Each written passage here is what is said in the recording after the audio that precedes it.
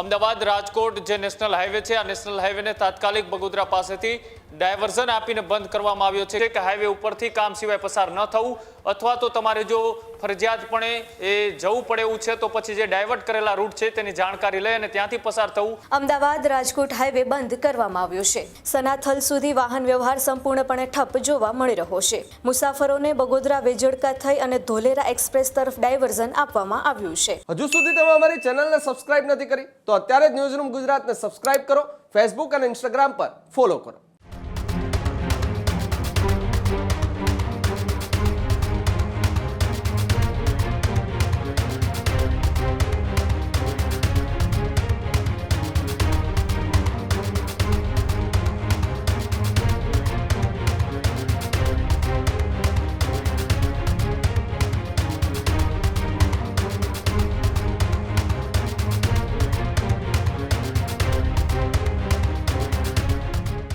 અને સમાચારમાં વિગતવાર વાત કરીએ તો અમદાવાદની અંદર ગઈકાલથી ભારે વરસાદ જોવા મળી રહ્યો છે, જેના લીધે ભારે વરસાદના કારણે અમદાવાદ રાજકોટ હાઈવે બંધ કરવામાં આવ્યો છે.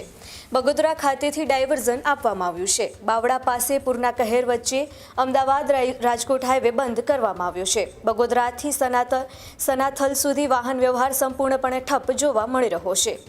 ગેલોપ્સ પાર્ક પાસે પૂરના પાણીમાં 900 લોકો ફસાયા હતા તેવી માહિતી પણ સામે આવી છે.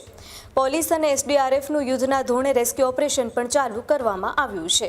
મુસાફરોને બગોદરા વેજળકા થઈ અને ધોલેરા એક્સપ્રેસ તરફ ડાયવર્ઝન આપવામાં આવ્યું છે. ભારે વરસાદથી હાઈવે પર ગંભીર સ્થિતિ પણ જોવા મળી રહી છે, જેના લીધે તંત્ર પણ એલર્ટ મોડમાં જોવા મળી રહ્યું છે. અમદાવાદ રાજકોટ રૂટ પર જતા પહેલા ટ્રાફિક અપડેટ જરૂર તપાસવી જોઈએ, કારણ કે અમદાવાદ રાજકોટ હાઈવે હવે બંધ કરવામાં આવ્યો છે, જેમાં બગોદરા ખાતેથી ડાયવર્ઝન પણ આપવામાં આવ્યું છે. બાવડા પાસે પૂરના કહેર વચ્ચે અમદાવાદ રાજકોટ હાઈવે બંધ કરવામાં આવ્યો છે. અમદાવાદની અંદર ગઈકાલથી ભારે વરસાદ જોવા મળી રહ્યો છે અને ગઈકાલથી જે ભારે વરસાદની સ્થિતિ સર્જાઈ છે, જેના લીધે અમદાવાદ રાજકોટ હાઈવે જે છે એ બંધ કરવામાં આવ્યો છે અને બાવડા પાસેથી ડાયવર્ઝન પણ આપવામાં આવ્યું છે. હાઈવે બંધ થતાં ઘણા લોકોને ભારે મુશ્કેલીનો સામનો પણ કરવો પડી રહ્યો છે. ત્યારે આપણી સાથે વધુ માહિતી માટે કૃણાલ જોડાયા છે. કૃણાલ, જે રીતે ગઈકાલથી ભારે વરસાદ અમદાવાદની અંદર જોવા મળ્યો છે અને ભારે વરસાદને કારણે અમદાવાદ અને રાજકોટનો જે હાઈવે છે તેને બંધ કરવામાં આવ્યો છે. બિલકુલ, જે રીતના એ હવામાન વિભાગ દ્વારા આગાહી કરવામાં આવી હતી અમદાવાદની અંદર અને સાથે સાથે દક્ષિણ ગુજરાતની અંદર જે વરસાદ પડ્યો તેના કારણે અનેક હાઈવેના જે રસ્તાઓ છે તે બંધ કરવાની નોબત આવી હતી. એ જ રીતના ગઈકાલ બપોર પછી જે વરસાદ છે તે અનરાધાર વરસી રહ્યો હતો, તેના કારણે હાઈવે ઉપરથી પસાર થતા વાહનોને ખૂબ ભારે મુશ્કેલીનો સામનો કરવો પડી રહ્યો હતો. બીજી બાજુ અમદાવાદ રાજકોટ જે નેશનલ હાઈવે છે, આ નેશનલ હાઈવેને તાત્કાલિક બગોદરા પાસેથી ડાયવર્ઝન આપીને બંધ કરવામાં આવ્યો છે, કેમ કે હજારો વાહનો રસ્તા ઉપર અટવાયા હતા.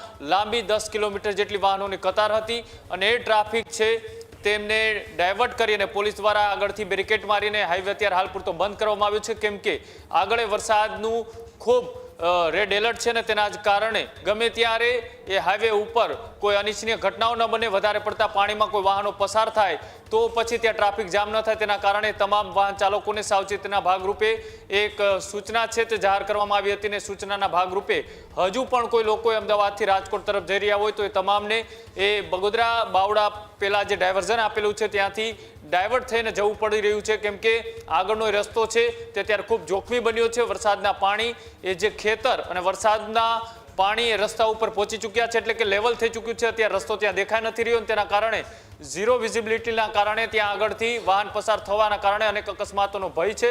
તેના જ કારણે તંત્ર અને જે આરએનબી ડિપાર્ટમેન્ટ છે, માર્ગ અને મકાન વિભાગ, તેમના અધિકારીઓ પણ અત્યારે ત્યાં સ્ટેન્ડ બાયમાં છે. તમામ લોકો ત્યાંથી જે પસાર થઈ રહ્યા છે તમામ લોકોને અત્યારે બીજા રસ્તાથી ડાયવર્ટ કરવામાં આવ્યા છે અને આ બંને વચ્ચે જે ગામડાઓ આવેલા છે તમામ ગામડાના લોકોને પણ સાવચેતીના ભાગરૂપે કોઝવે અથવા તો નીચાણવાળા વિસ્તારના રસ્તાઓનો ઉપયોગ ન કરવાની પણ સૂચના આપવામાં આવી છે. જો કે આજે પણ હવામાન વિભાગ દ્વારા બપોરના 4 થી લઈને સાંજના 7 વાગ્યા સુધીમાં એ સૌરાષ્ટ્રના પણ સુરનગર, મોરબી, રાજકોટ સહિતના જે વિસ્તારો છે ત્યાં પણ એ ભારે વરસાદ પડી શકે તેવી આગાહી કરવામાં આવી છે. અમદાવાદમાં 2 દિવસથી જે સતત વરસાદ વરસી રહ્યો છે તેના કારણે એ અત્યારે સૌરાષ્ટ્રને પણ આ જ પરિસ્થિતિનો અત્યારે સામનો કરવો પડી રહ્યો છે અને તેના જ કારણે આ બંને જે મહાનગરપાલિકા છે અમદાવાદ અને રાજકોટ એ અત્યારે તમામ લોકોને એક સૂચના આપી રહ્યું છે કે હાઈવે ઉપરથી કામ સિવાય પસાર ન થવું, અથવા તો તમારે જો ફરજિયાતપણે એ જવું પડે એવું છે તો પછી જે ડાયવર્ટ કરેલા રૂટ છે તેની જાણકારી લઈ અને ત્યાંથી પસાર થવું. અમદાવાદથી રાજકોટ જતા તરફ જે બાવડા બગોદરાની પાસે જે ડાયવર્ઝન આપેલું છે ત્યાંથી લોકોને જવા માટેની અપીલ કરવામાં આવી છે અને રાજકોટથી અમદાવાદ આવતા એ તમામ લોકોને એ વાયા સુરેન્દ્રનગર થઈને જવા માટેની અપીલ છે તે કરવામાં આવી છે અને તેના જ કારણે અનેક વિસ્તારના હાઈવેના રસ્તાઓ બંધ થતા લોકો અત્યારે પરેશાની અને મુશ્કેલીમાં મુકાયા છે. જી આભાર કૃણાલ, જોડાવા બદલ અને માહિતી બદલ.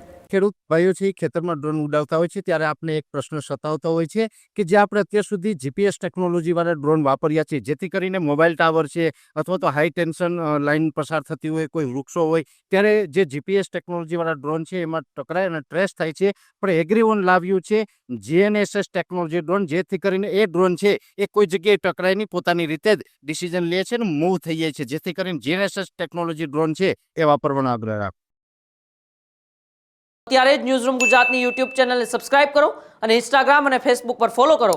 અપડેટ રહો, સત્યની સાથે રહો.